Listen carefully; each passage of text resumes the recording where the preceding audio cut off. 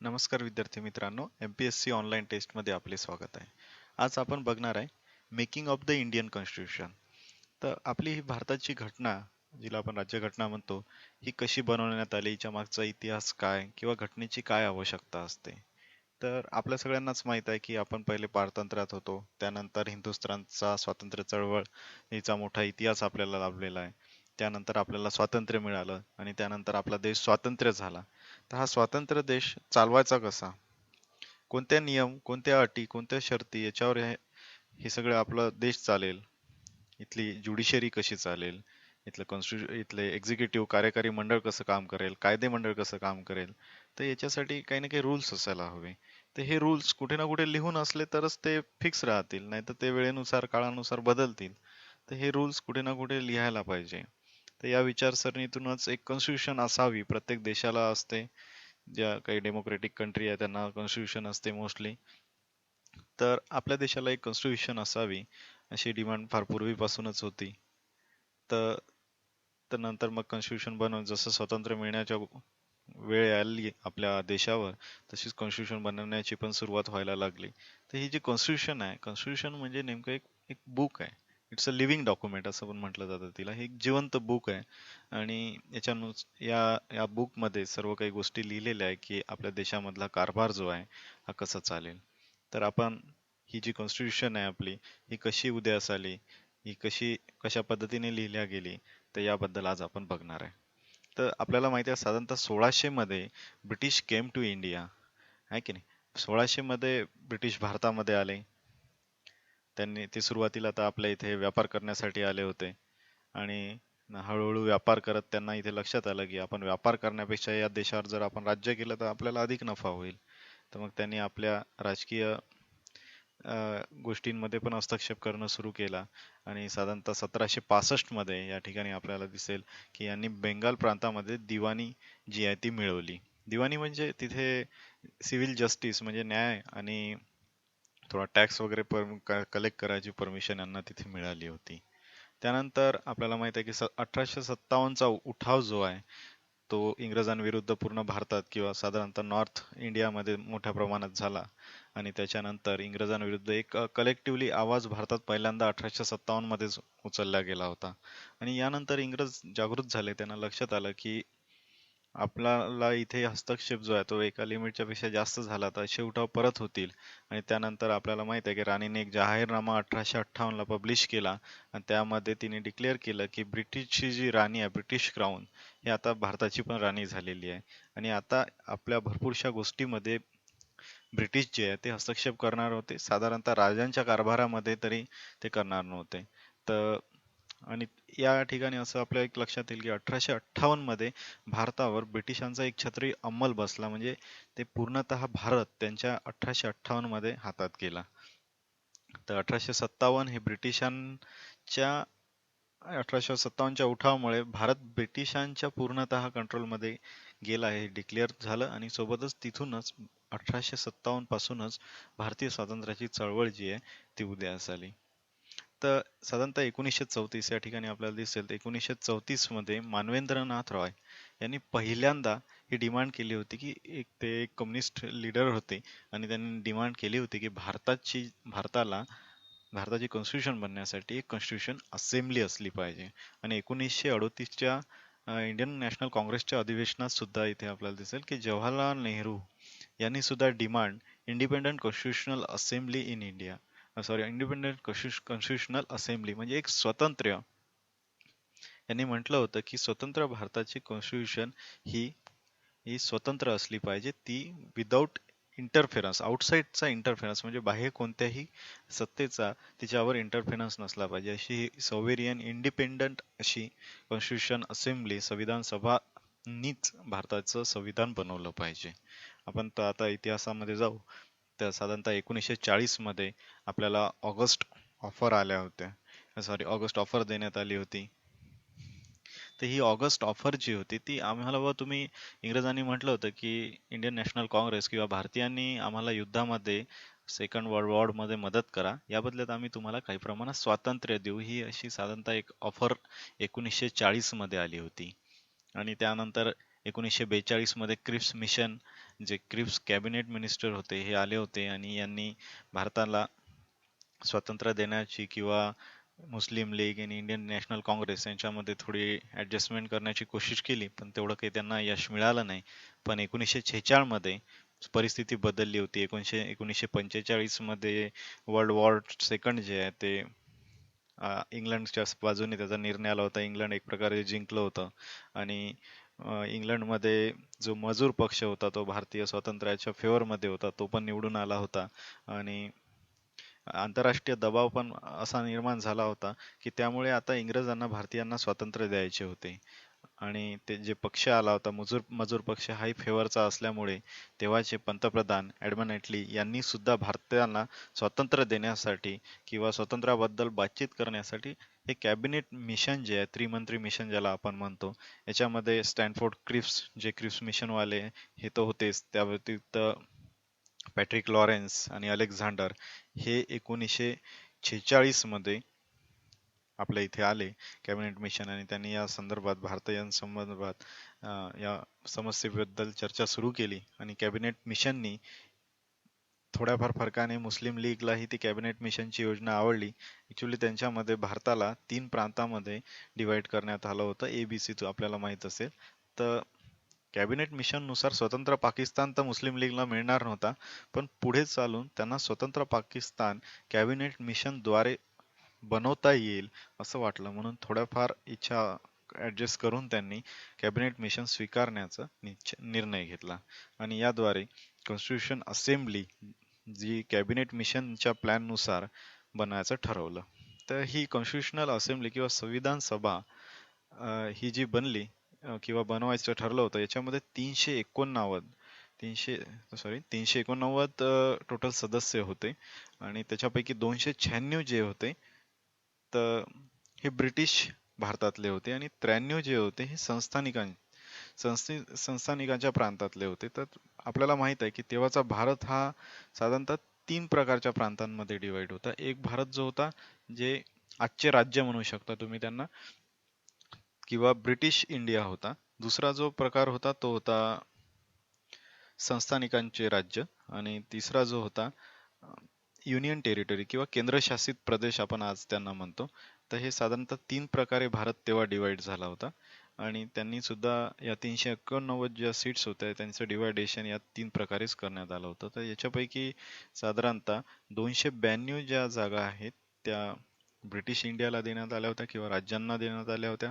त्यानंतर 93 ज्या जागा आहेत त्या संस्थानिकांकडून देण्यात आल्या होत्या आणि 4 जागा ज्या आहेत त्या केंद्रशासित प्रदेशाकडून देण्यात आल्या होत्या. तर साधारणतः 11 ते 12 प्रांतामध्ये हा भारत डिवाइड होता स्टेट्स मध्ये. तर तिथून 292 सदस्य येणार होते आणि 93 जे आहे ते संस्थानिक आणि 4 जे आहे केंद्रशासित प्रदेशाचे. तर अशा पद्धतीने हे जे सदस्यांची संख्या आहे ठरवण्यात आली होती आणि यांचं जे सदस्यत्व आहे किंवा हे कसे निवडल्या जाणार होते तर त्यावेळेस विविध राज्यांमध्ये विधानसभा होत्या आणि या विधानसभेच्या सदस्यांमधूनच कॉन्स्टिट्यूशन असेंब्ली किंवा संविधानिक सभेचे सदस्य हे निवडून देण्यात येणार होते. तर हे सदस्य निवडून देत असताना विधानसभेतून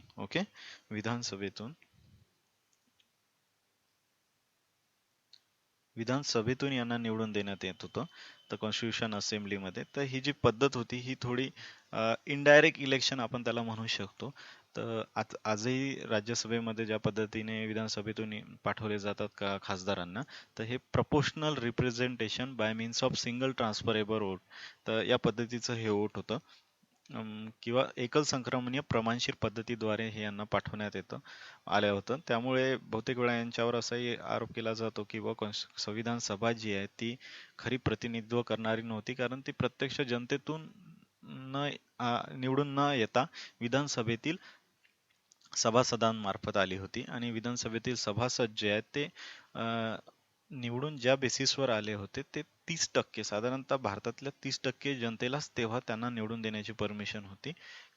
त्याला आपण लिमिटेड फ्रँचायझी म्हणतो, म्हणजे जे एज्युकेटेड होते, जे टॅक्स भरत होते, अशाच लोकांनी विधानसभेतील तेव्हाचे सदस्य निवडून दिले होते आणि 70% लोक इलेक्शन पासून तेव्हा वंचित होते. तर अशाद्वारे या पद्धतीद्वारे यांना निवडून देण्यात येणार होतं आणि दिलं पण सुद्धा होतं. 93 जे आहे ते संस्थानिक होते, संस्थानिकांचे सदस्य होते.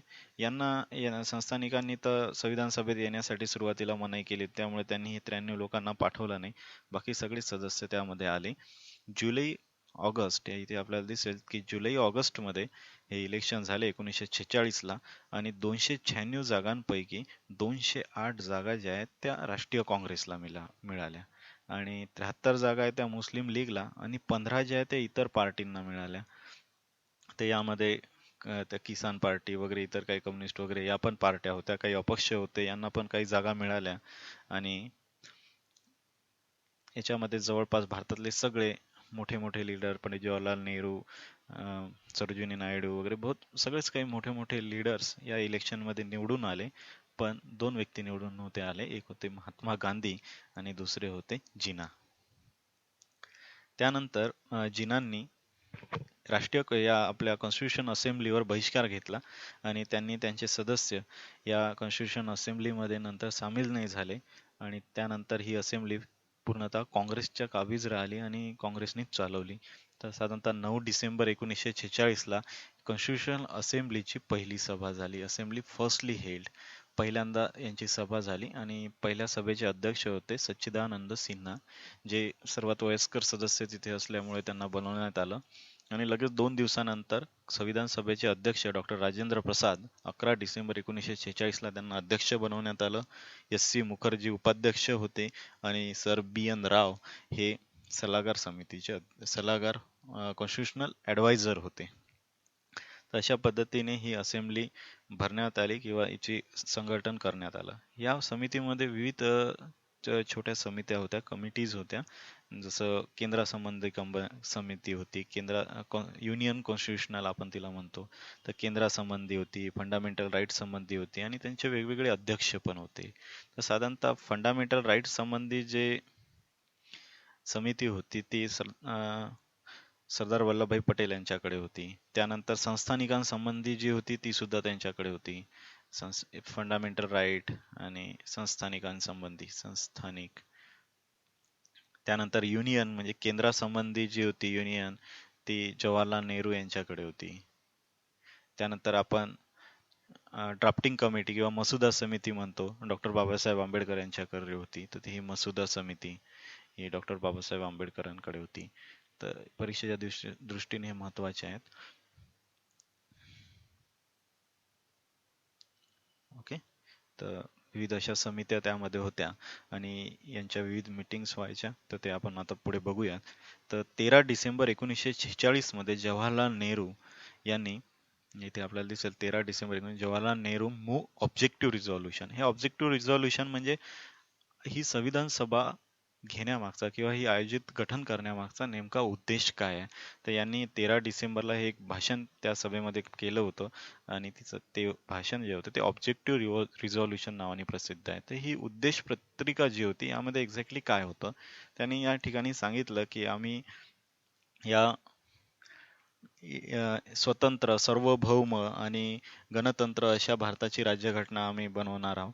या भारतामध्ये विविध प्रांतांना येण्याचा हक्क असेल, पण त्यांच्या अधिकारांबाबत निर्णय घेण्याचा हक्क संविधान सभेला किंवा त्याद्वारे बनलेल्या कॉन्स्टिट्यूशनला किंवा राज्यघटनेला असेल. ही राज्यघटना किंवा इथली पॉवर जी आहे ही लोकांद्वारे म्हणजे डेमोक्रेटिक लोकांद्वारे मिळालेली राहील. या देशामध्ये किंवा आपल्या देशामध्ये अल्पसंख्याक, बॅकवर्ड किंवा डिप्रेस्ड क्लास जे आहेत यांच्या अधिकाराचं संरक्षण होईल. त्याचबरोबर इथली जमीन, समुद्र आणि आकाश याचं संरक्षण करण्याची जबाबदारी आपल्या देशाची असेल आणि असा आपला हा पवित्र भारत देश किंवा ऐतिहासिक देश जगामध्ये जागतिक शांतता निर्माण करण्यासाठी नेहमी तत्पर राहील आणि एक रिस्पेक्टिव्ह पोझिशन जगामध्ये आपली निर्माण करेल. सोबतच जनकल्याणासाठी सुद्धा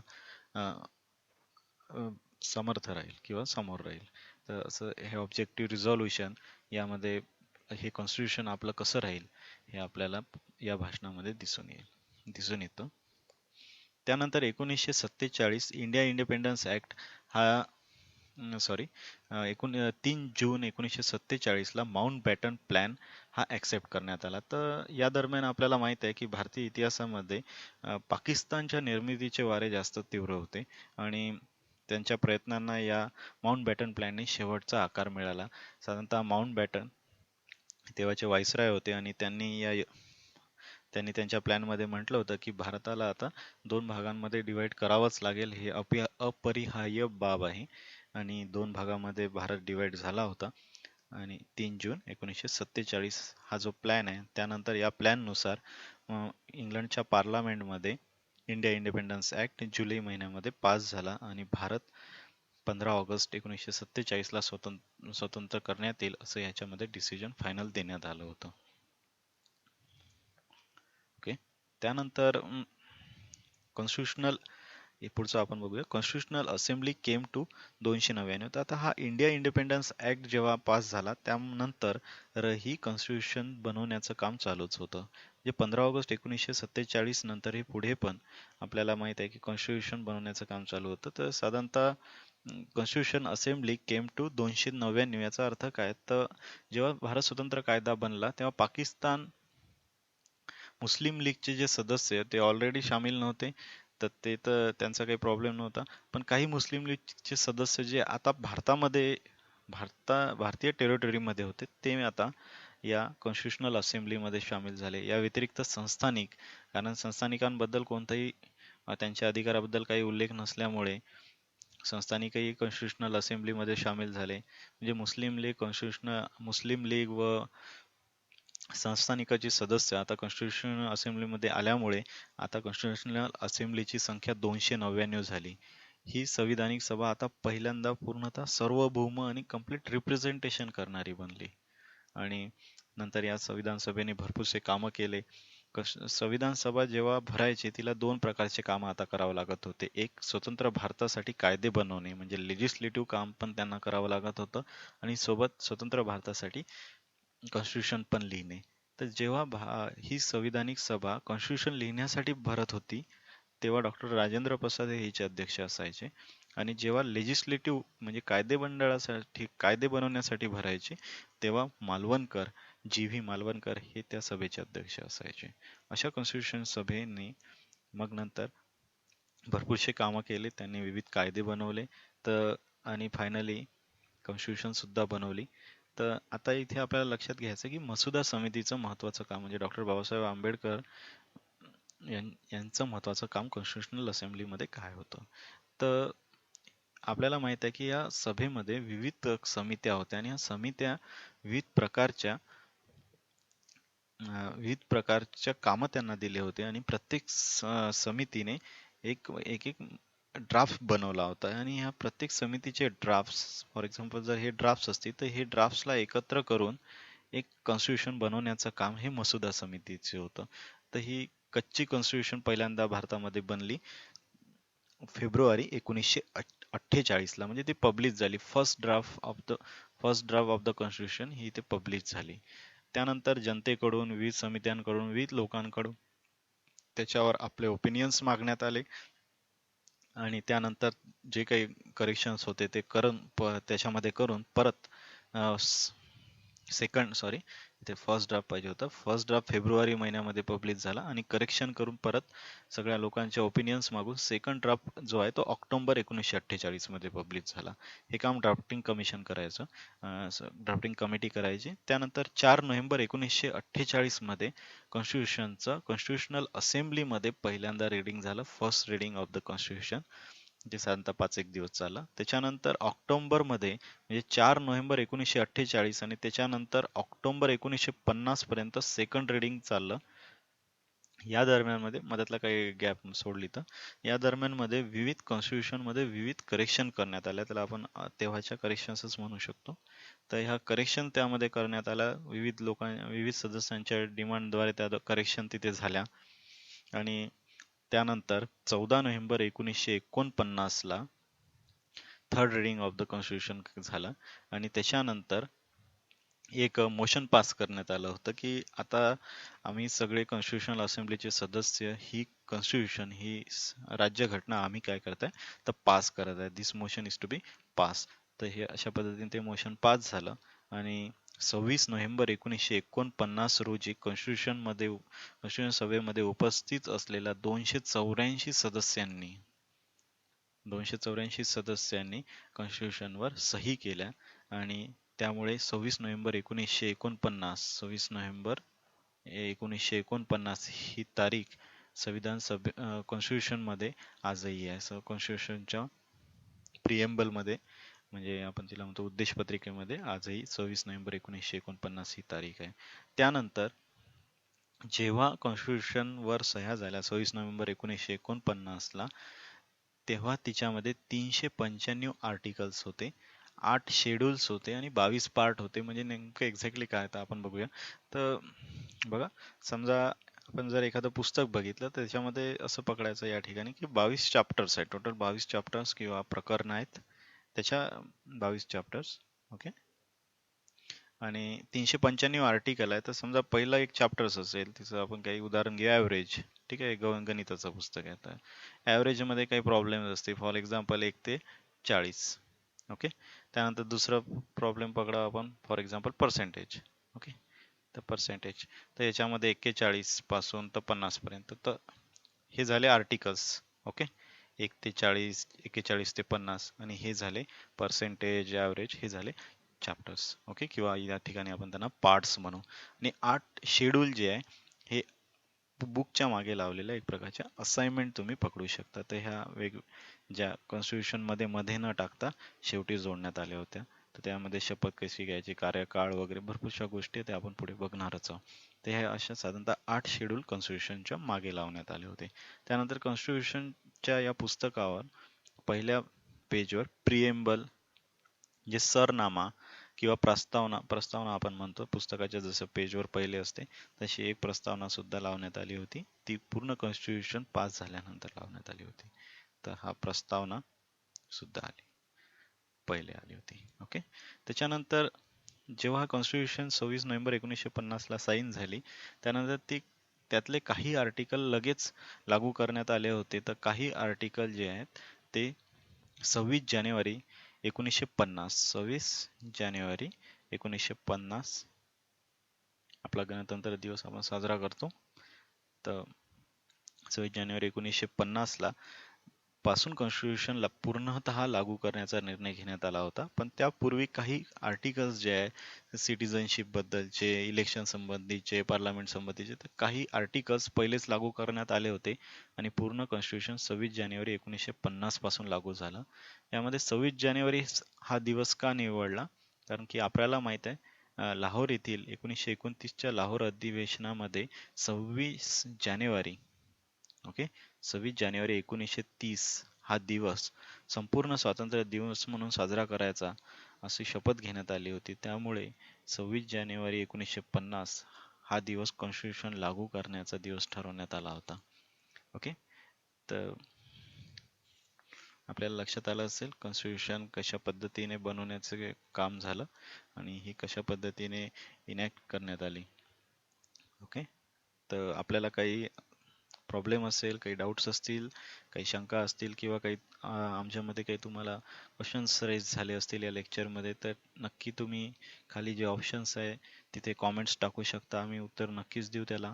तुमचे काही सुझाव असतील, तुमचे काही रिकमेंडेशन असतील ते नक्की कॉमेंट्समध्ये टाका. किंवा वर या बाजूने तुम्हाला टॉपवर राईट साईडनी सबस्क्राईब म्हणून एक ऑप्शन येतं, तर ते सबस्क्राईब पण तुम्ही आमचे लेक्चर्स करू शकता. याद्वारे तुम्हाला अधिकाधिक लेक्चर्स पाहायला मिळतील. त्या व्यतिरिक्त तुम्ही mpsconlinetest.com या वेबसाईटला पण भेट द्या. ओके. तर धन्यवाद मित्रांनो.